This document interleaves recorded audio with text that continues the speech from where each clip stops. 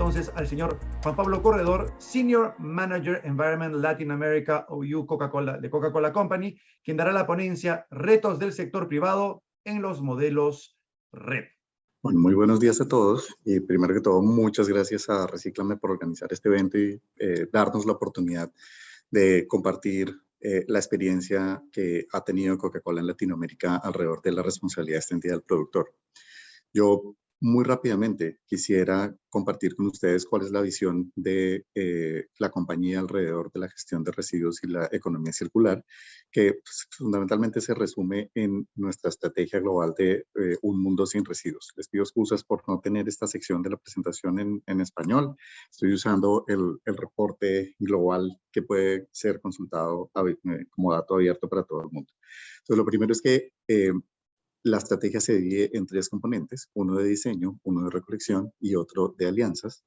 Y en cada uno tenemos metas y apuestas diferentes. En la parte de diseño tenemos metas como la meta de tener el 100% de nuestros empaques que sean reciclables para el 2025, que para el 2030 el 50% de nuestros empaques tengan 50% de contenido reciclado. Reducir la cantidad de resina virgen que utilizamos en nuestra producción. Recientemente, este año, incluimos una nueva meta sobre la inclusión de retornables. En recolección, por supuesto, nuestra meta es que se recolecten todo el equivalente de todos los envases y empaques utilizados en nuestra producción. Y en alianzas, lo que buscamos, por supuesto, es lograr suficiente capacidad, creación de capacidades, innovación y sinergias para poder alcanzar los objetivos de una economía circular de nuestra industria. Muy rápidamente paso con que los resultados globales de la compañía hasta el momento son que del 100% de los empaques hemos logrado un 90% que sean reciclables, compostables, etcétera. En contenido de resina reciclada vamos en un 23% en nuestro empaque. En la reducción de resina vamos disminuyéndolo en 500,000 de toneladas de resina virgen utilizada. Y como les decía, en reuso vamos en alcanzar nuestra apuesta es que al menos el 25% de nuestro volumen de ventas se haga a través de empaques reutilizables o retornables. Vamos en que el 93% de nuestros envases retornables son recolectados, por ejemplo. Acá están los datos por tipo de empaque, lo voy a pasar muy rápido. Y en general la recolección de nuestros empaques globales va alcanzando un 61% a nivel global.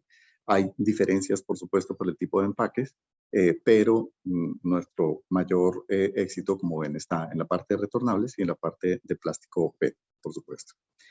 La parte de alianzas, es muy importante mencionar que este no es un trabajo solamente de una empresa o un grupo pequeño de empresas, sino que estamos hundiéndonos con distintas iniciativas globales que le apuestan a la economía circular y a la búsqueda justamente de la prevención de la contaminación, en este caso por plástico, como el World Economic Forum, o el desarrollo de inclusive lineamientos técnicos como los lineamientos de diseño sostenible que tiene el Consumers Good Forum.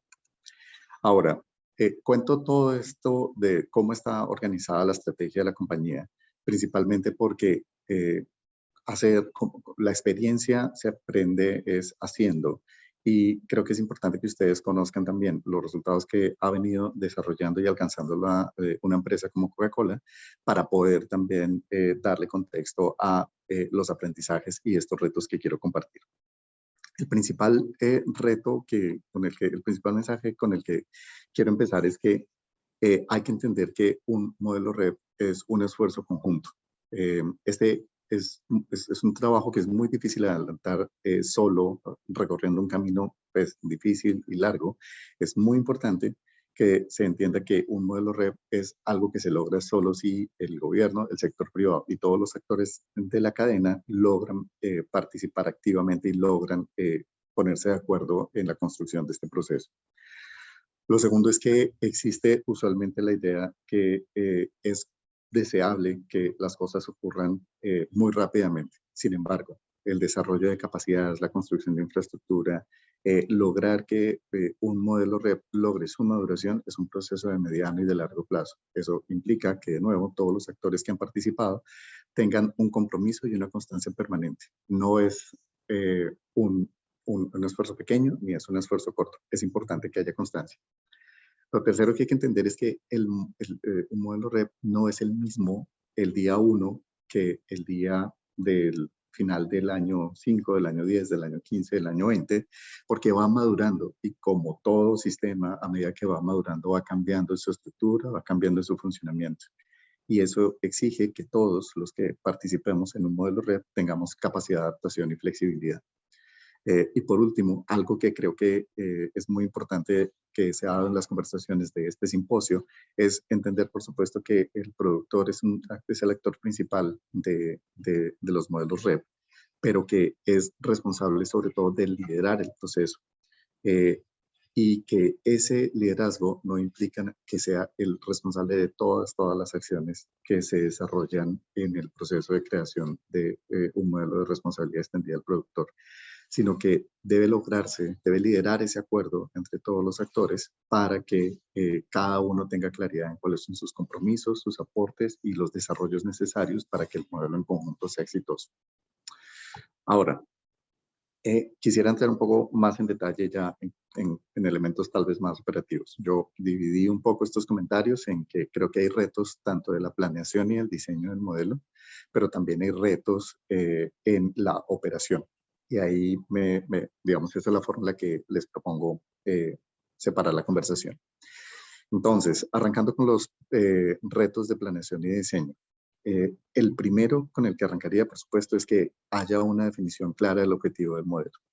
Esto que puede sonar un poco obvio, es muy importante que sea claro y consistente durante el proceso para saber si la prioridad va a ser, por ejemplo, cerrar ciclo de materiales o si la prioridad va a ser la recolección del material o el desarrollo de una industria de reciclaje. Debe ser muy claro cuál es el objetivo prioritario, sin que eso implique que no se haga el resto del trabajo, solamente que debe ser claro cuál es el objetivo más importante para que haya claridad también de cómo se organizan las acciones de los actores. Lo segundo es que la experiencia internacional, principalmente la europea, ha dado cuenta de la importancia de tener un diseño que logre eficiencia, que haga que efectivamente las dificultades que implica el desarrollo de una estructura prioricen el logro de la eficiencia sobre otros objetivos intermedios. A esto me refiero con que deben, como en cualquier industria, como en cualquier mercado, buscar los costos, el control o la gestión de los costos, buscar reducir las ineficiencias, etcétera, etcétera. Reitero el mensaje, creo tal vez más importante, y es que la planeación del diseño debe ser un trabajo conjunto entre gobierno, productores y otros actores de la cadena, como los recicladores de base, los transformadores, y es muy importante que esto sea un proceso permanente y un proceso fundamental. La razón es que cada uno tiene un conocimiento específico, una experiencia importante, unos aportes muy, muy propios que hacer sobre la mesa, y es la suma de todo eso lo que efectivamente logra que exista el modelo. Cuando los diseños no se hacen de manera conjunta, es muy fácil que puedan quedar zonas grises, que puedan quedar secciones faltantes, y eso le genera luego dificultades a la operación y el logro de objetivos. Debe haber claridad en los roles de gobierno y de los actores privados, y asimismo, ¿aló? Y asimismo debe haber flexibilidad y autonomía en cada uno para poder operar. Un punto que creo que es muy importante es que la mayoría de los países de Latinoamérica ya tienen experiencia o tienen procesos que han apuntado a economía circular, a responsabilidad extendida, tal vez de manera voluntaria, y esos procesos tienen lecciones muy importantes y aprendizajes y avances muy valiosos. Esos modelos existentes deberían ser la base para la construcción de este modelo más organizado o, digamos, más regulado. Y el segundo mensaje en esa parte de los modelos existentes es que hay que ver cuáles son los contextos en los que se pueden aplicar. Es muy importante que al compararnos con otros países o con otras regiones, tengamos muy presente qué es adaptable y qué es aplicable en el contexto local. Sigo obviamente con un mensaje fundamental, y es que el crecimiento de un modelo red implica también que haya incentivos para el desarrollo de la infraestructura y las capacidades de operación. La industria que se desarrolla alrededor de un modelo de red es grande, es creciente, y pues implica que tengamos interés en que se desarrolle. Eh, Igualmente, la planeación de las metas y la cobertura geográfica debe hacerse con un conocimiento muy detallado y profundo de la realidad local. Debe preverse la velocidad de la progresividad con la que se van alcanzando, con la que se van proponiendo, y debe tener mucha claridad también de las limitaciones o de las barreras logísticas, por ejemplo, que pueden impedir que haya una velocidad mayor o que haya una cobertura geográfica más amplia en una etapa inicial del modelo. Y, por supuesto, algo que es muy de la realidad latinoamericana, tenemos que tener un acuerdo institucional entre todos los actores que estén sentados en esa mesa sobre cómo vamos a manejar el tema de la informalidad. Este es un proceso que cuenta con varios actores que están en una actividad más bien informal, que tenemos que, por supuesto, incluir dentro del sistema, pero que implica también unos arreglos institucionales para que su participación y su formalización sean un objetivo de mediano y largo plazo. Y pasando a los retos de la operación, ya cuando, digamos, el día 1 que arranca la operación de un modelo de responsabilidad, extendida al productor, creo que es importante que siempre esté sobre la mesa que el principio de libre asociación y competencia debe ser la base para trabajar de todos los actores que están involucrados. Eso es muy importante porque eso permite que el ajuste sea dinámico, que haya flexibilidad y permite que entren nuevos jugadores. El sistema público de aseo, por supuesto que juega un rol en la gestión de residuos sólidos, y tiene que haber una claridad de roles y tiene que haber una coordinación con ese servicio público de aseo para que no haya colusión, ineficiencias y que, por el contrario, haya una colaboración mutua para poder lograr los objetivos de la responsabilidad extendida al productor. Creo que en la operación, obviamente que recuperar los materiales es un elemento muy importante, pero lo ideal es que haya cierre de ciclo de materiales y que haya circularidad en la economía de estos materiales. Tratar, como lo dice obviamente el postulado, de mantener estos materiales presentes en la economía el mayor tiempo posible y evitar que se conviertan en residuos, en desperdicio. Pero eso implica que eso sea parte de la estructura operativa con la que funcione la red. Como les decía, es importante que las condiciones de mercado faciliten la entrada de nuevos jugadores y que facilite el crecimiento de la industria de la economía circular. Ustedes lo pueden ver en distintas experiencias, las capacidades institucionales, las capacidades operativas van aumentando, pero también van necesitando aumento de esas capacidades con mayor velocidad, y eso implica que haya espacio para la llegada de nuevos sectores. Creo que es muy importante también que haya coherencia entre las políticas y las normas frente a la red. Me refiero, por ejemplo, a esto, a los programas de servicios y atención, pues, digamos, como la política social que exista frente a los recicladores de base en los países debe ser coherente con la labor que ellos desarrollen dentro de la red. La misma política o la misma regulación de servicio público de aseo debe ser coherente con los objetivos y el modelo de red. Y creo que eso es un trabajo técnico bien importante que se puede desarrollar de la mano con el gobierno. Un mensaje importante es que hay que buscar que todos los actores involucrados estén participando, que todos estemos comprometidos, y a eso me refiero con evitar los free riders.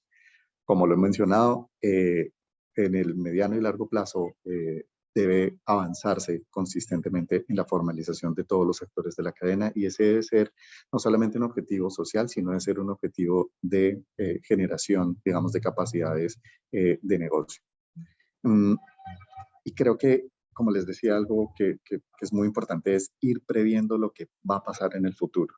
La industria de la transformación, las capacidades de recolección, inclusive materiales, son capacidades que logran aumentar de manera relativamente lenta, y como a medida que se van copando esas capacidades, es necesario que se desarrollen nuevos brazos, nuevas cadenas, nuevos actores que aumenten esa capacidad. Como eso toma bastante tiempo en lograrse, es importante que desde el inicio se vaya previendo y se vaya incentivando la creación de esos nuevos canales que aumenten las capacidades del país. Y por último, un mensaje corto es que creo que sería muy útil para la región que pudiera haber una convergencia regulatoria entre los países de Latinoamérica, obviamente apuntando a la economía circular, apuntando al cierre de ciclos de los materiales y apuntando a que estas regulaciones puedan conversar entre sí para lograr economías de escala y para lograr que efectivamente haya una prevención de la contaminación por la mala disposición de los materiales. Creo que con esto terminaré mis comentarios y estoy atento a preguntas. Perfecto, señor Corredor, muchísimas gracias por su exposición. Pasamos ahora a las preguntas. Tenemos primera pregunta. Dice, cada país tiene particularidades en su cadena de reciclaje. ¿Cómo hace Coca-Cola? ¿Cómo Coca-Cola se adapta a la realidad de cada país para trabajar las metas globales de diseño, recolección y reciclaje? Perfecto. Creo que el mensaje más importante de la pregunta es justamente que nos adaptamos a la realidad local y nos apoyamos en las capacidades existentes localmente. Por ejemplo, el rol de la industria de la industria del reciclaje, la industria recicladora, es decir, las industrias que se dedican a tomar los materiales recolectados y a transformarlos en nuevos insumos para nuevos materiales, son un actor importantísimo en todos los países donde operamos.